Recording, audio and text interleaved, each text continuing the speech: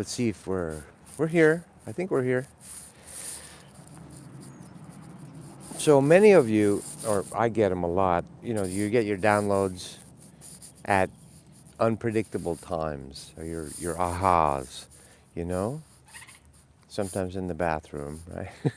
That's when God can reach us.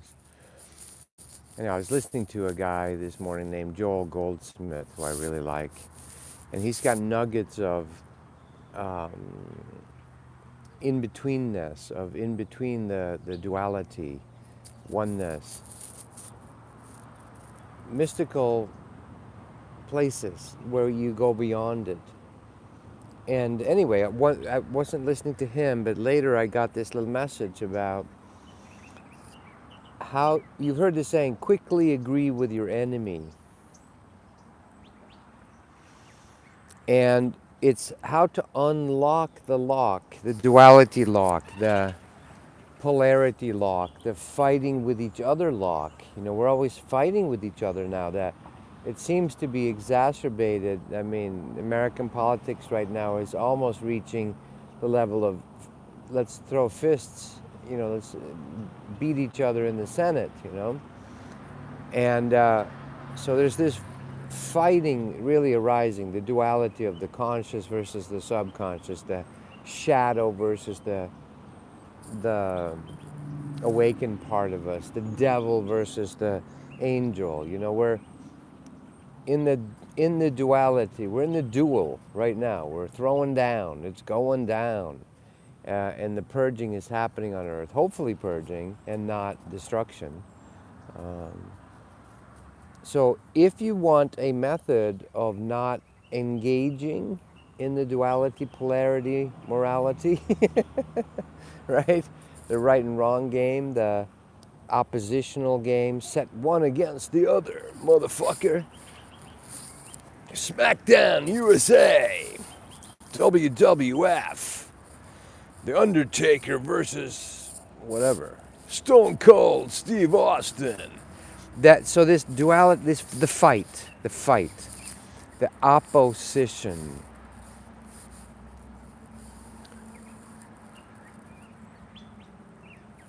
So there's Aikido ways, Lao Tzu, of course, the master of it, and all of them, Jesus, of not engaging. 25 years ago, Sai Baba told a friend and I about don't engage the mind.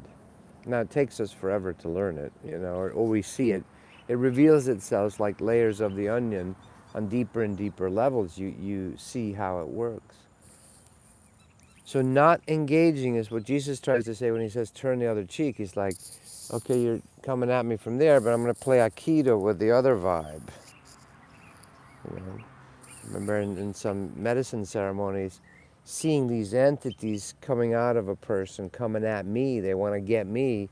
And I could watch myself like Neo in the Matrix go sideways etherically and dodge the bullets. It's like not engaging. Watch those scenes. Those are good, actually. The Matrix Neo, where he's dodging bullets. Imagine those being thoughts or psychic darts that are trying to hook you, trying to hook into you like a fishing lure. So quickly agree. Go along with it, apparently on the surface. Now, you can't do this as a trick. You can't do it as a mind trick. If you're doing it as a technique and a method to outwit, outsmart, and outplay the other guy, you're going to lose.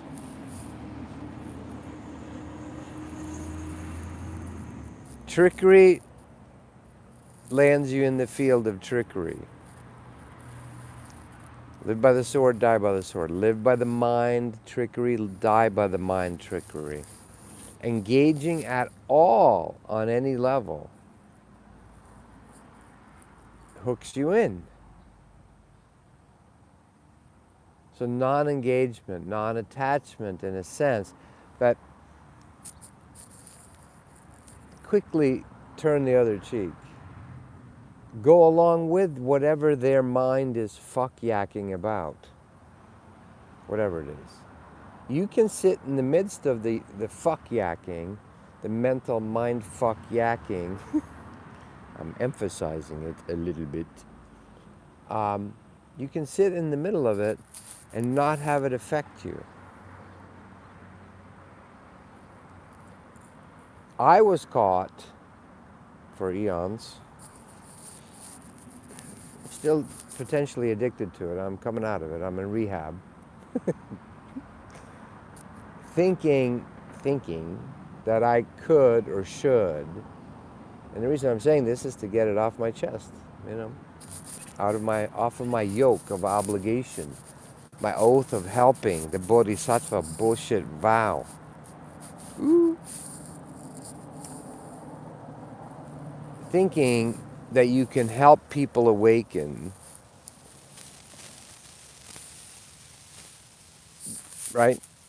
Look how fucked up it is. We're destroying the environment, we're destroying our kids, we're destroying fun, peace has left the earth. Surely people would be motivated enough to want to learn a better way. But it's not so. Denial is really good. And until we hit rock bottom or hit the wall, we're not ready to let go, right? So the addiction behavior, whether it's socialization, civilization, or actual heroin, or so my addiction was over helping or wanting to fix the problem.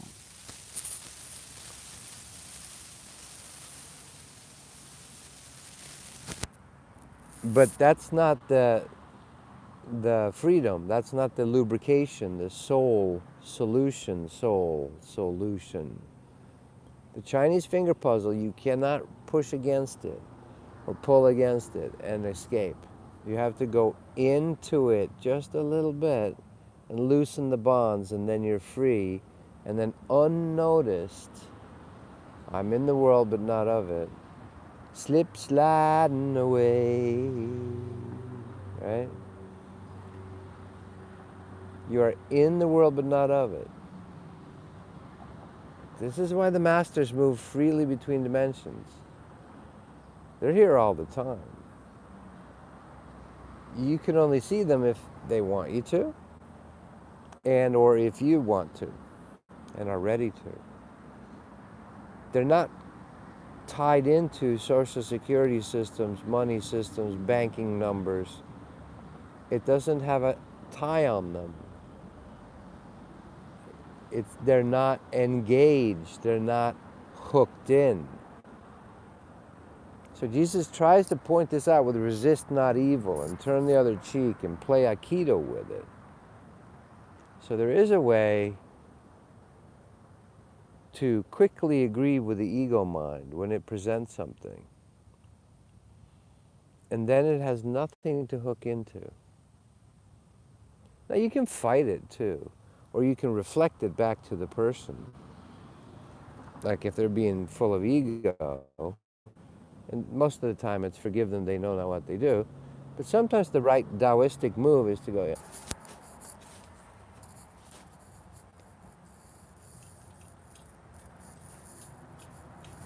So, Verizon again. Anyway, so sometimes, here, let me grab my chair.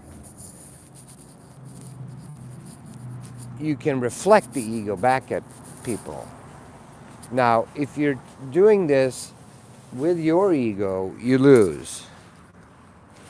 If you're doing it with your heart, you're free. If you're not engaged, like if your heart is not engaged, then you're free. But only you know that, or someone who is a master themselves can tell whether you are actually doing that or not. The outside observer can't, unless if they're caught in mind ego, they can't understand it. So, quickly agree with you. If you want to be free, if you want to have lubrication, if you want Chinese finger puzzle escape, if you want to be in the world but not of it, when you engage with people, do it lovingly. Forgive all of us, including myself, them, and everybody. Ho'oponopono. Forgive them for they know not what they do. But the majority of Earth is an ego game or a mind game. A hooked in duality, polarity, good versus evil, evil versus good, fighting. So there's always this arguing, evaluating, competition. Give that to the ego. Give it the ego booby prize. Let them judge you. Let them break up with you. Let them reject you. And be great. And you can have a feeling actually inside you of, thank you for getting me the hell out of there, right? Out of that relationship. Thank you, universe. Out of having to go to, whatever, something. Thank you for getting me fired from a job I hated. Eh? All things work in my favor. Magic. That which is seemingly meant for evil turns to good. You are the magic catalyst transmutational point. You are the 0 point. So this is an active piece of magic where all things turn to your favor. Nothing sticks to you. You don't engage in the ego mind.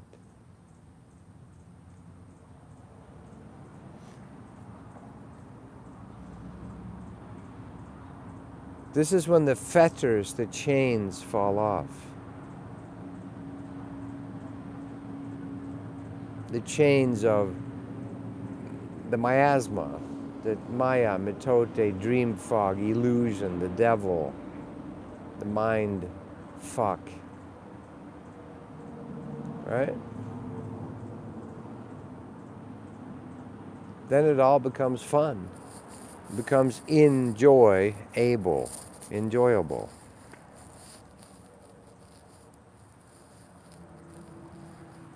trying to recapture it, to share it a little bit. So, fighting it, resist it not, Master Jesus says, right? Lao Tzu. Total Aikido, Neo in the Matrix. Flow with it, Yeah.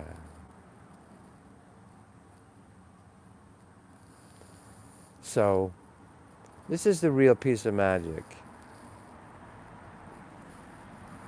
Not engaging with the ego mind. Quickly agree with it. Mahayana Buddhism is the superior Buddhism. Oh, interesting. I'm agreeing with his ego. No. Buddhism is bullshit. Oh. And then you can decide to stay, you can be with someone or not, If their ego has nothing to hook into in you, they'll find you uninteresting and want to get away from you or just drift away, not noticing what happened. It's a really powerful operational and protection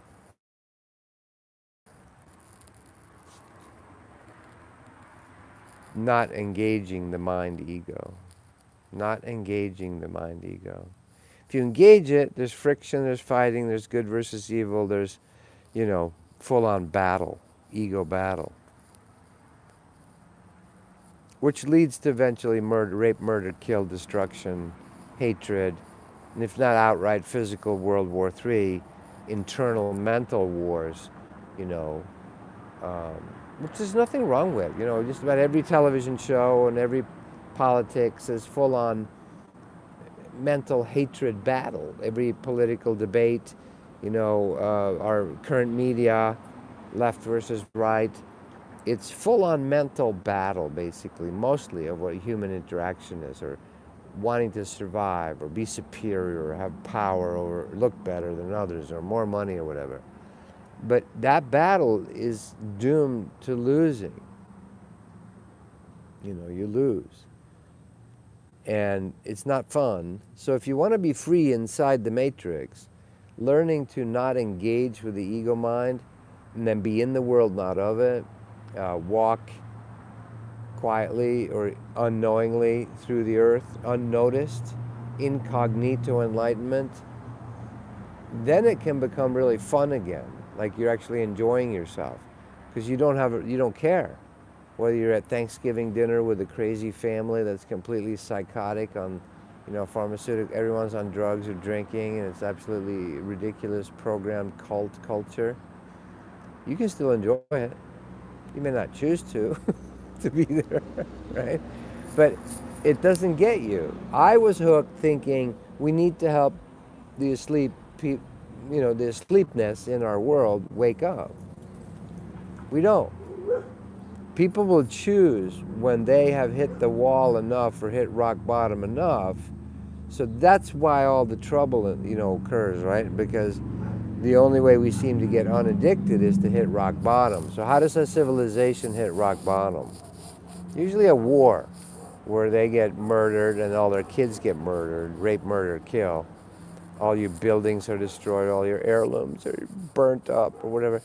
That's what we need. We need to have it all taken away, all that which we're worshiping, right? Worshiping our family traditions. Who gives a fuck? Your family pictures. What? That's nothing. Your society, your particular country. You know what I mean? It's garbage. It's temporary garbage. Or, it's temporary. Ashes to ashes, dust to dust. So the pain and the suffering and the destruction is the prod look towards that which is real. The most ancient Upanishadic prayer is, lead me from the unreal to the real. Lead me from that which is not real to what's real. There's something real in us, in the trees, in the land, in the life force, but we've mixed it up with that which is temporary. Our personality, our bodies, our houses, our money, our bank accounts, our looks, whatever it is, all temporary. So when you start worshiping the temporary, or you get fixated or attached to the temporary real, meaning caught inside of time, you're going to suffer. So learning not to engage the mind. Notice the ego mind trying desperately to fulfill itself. But my theory is more righter than yours. My theory is more righter than yours. Wanting to be right, you can tell you're in your ego mind when you or they are trying to be right or convince someone of something. For example, quickly give the ego its, yep, maybe you're right. Maybe. Aso, which is Japanese for you're an asshole. You're an asshole. No, I didn't say that. Aso. So it may appear. So it may appear. Maybe. The mind looks for permanent truths, which are trying to find the final theory of everything.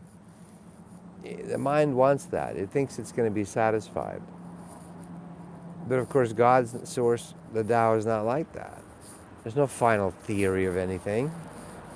It's just layers upon layers upon layers upon layers of ahas, insights. So quickly agree with the ego mind if you want to loosen the rings that bind. If you want to solve the Gordian knot, the rings that shall not pass, the magician's trick where he has two rings and then they loosen, the Chinese finger puzzle. You need to do that if you want to not be hooked in to the game, the drama, the pain, the suffering, the divorces, the sickness, the horrible drug addiction, the AIDS, etc., and so forth. Thank you, True Abundance.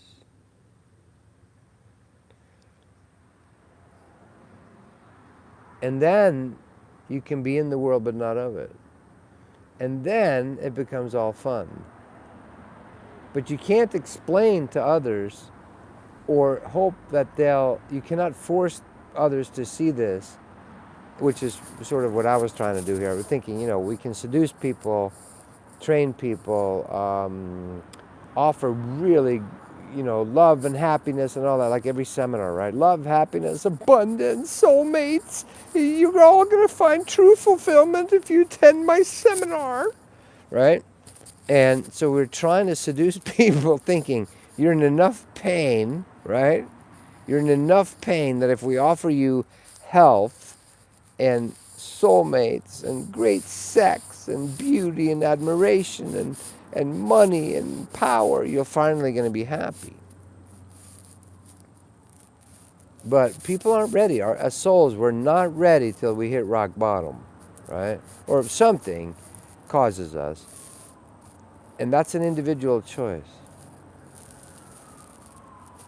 So that was mine, getting out of thinking I needed to help, you know, people or the planet wake up, which isn't bad, but it's futile. The last ride is still to the hospital in the ambulance, so it doesn't really matter. So I'm offering a seed for me. I'm learning it myself. That's why I'm talking about this, because it helps reinforce it for me, right? Is if I engage the mind, ego, battle, polarity, duality, it's painful, it's grating, sandpaper on sandpaper, and I lose my equanimity, my enjoyment. You know, it's not that much fun. If you're invested in it. If it's just a game, that's different. If you're just playing a game and you know this is bullshit, it's the difference between good sportsmanship and bad sportsmanship. Someone who knows it's just a game, they can really enjoy it. People who need to win at all costs, they destroy the fun. There's no fun involved.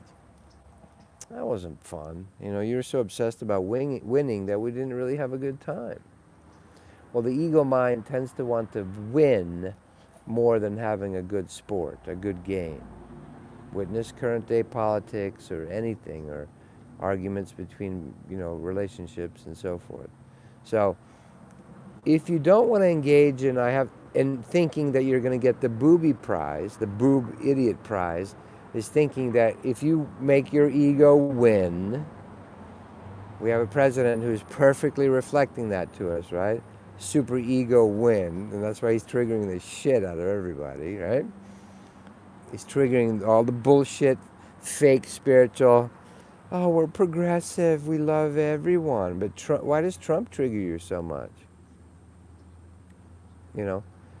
So that triggering needs to happen now, be exacerbated, so that we see how fake our bullshit veneer, whether it's spirituality or civilization, it's just a fake mask. Underneath, like George Carlin says, we're 72 hours away from full-on murder in the streets when the electricity goes out.